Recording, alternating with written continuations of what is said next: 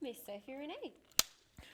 I can't remember the first movie I ever saw, but I remember having a distinct few favourites that I watched over and over and over and over again. So it was Parent Trap, Air Bud and Andre. It was always child stars and animals, and it was just what I wanted to do. I wanted to be in them.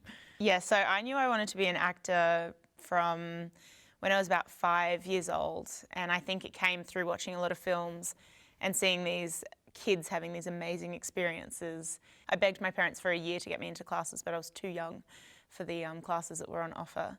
And so, yeah, started at age 6 and never looked back. A performance that I was inspired by would have to be Room with Brie Larson, because so much of it was just intimate, really close, and just her and this little boy.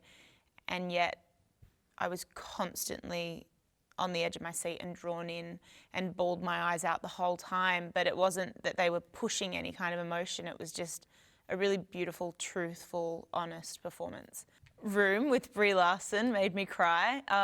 If a film makes me cry, it's often a story that I can really not relate to, but is based on a true story or something. So I Am Sam, Black Balloon, Theory of Everything, the stories that are about real people going through real hardships. If I could have any superpower, time travel and fly all in one, so that I could fly to the different times, so that I can see from an aerial perspective of how the lands have changed. I'd go back. I'm not so excited about the future of our world. I actually get really sad and nervous about the future of our world. So I definitely would like to go back and see how we've done it in previous times and what we can maybe adapt from that. I think Michael's classes were really exciting because it gave us an instant visual of what we're able to create.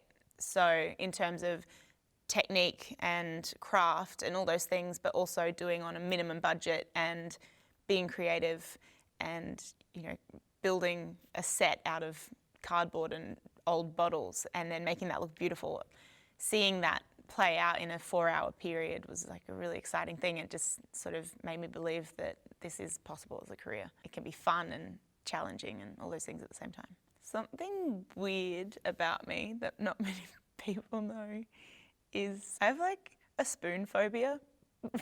If someone's tried something that I've eaten with my spoon and then they hand it back and I can see smears of food that they've left on the spoon, I can't cope. I feel physically sick, and I prefer to see them lick it clean and then give it back to me than give it back to me with the smears. And I know that's even grosser to watch someone then lick it clean with their mouth, but for some reason that's okay.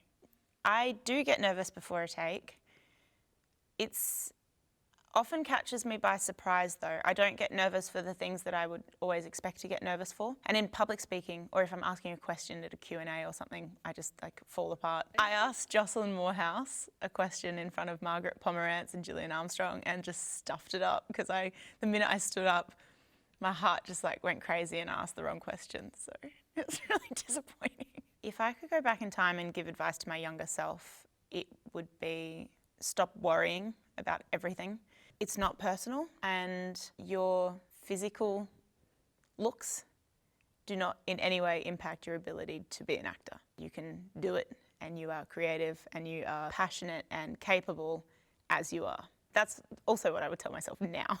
People with drive and passion and charisma, people that know where they're going in life, and people who aren't afraid to speak their mind. The first word that came to mind was mist, which I'm not actually sure is my favourite word. My least favourite word is moist, which is very dangerously similar to mist. Moist, it's just so gross. Fuck, I use it a lot.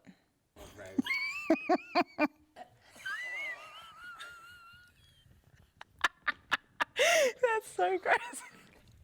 I can do Avril.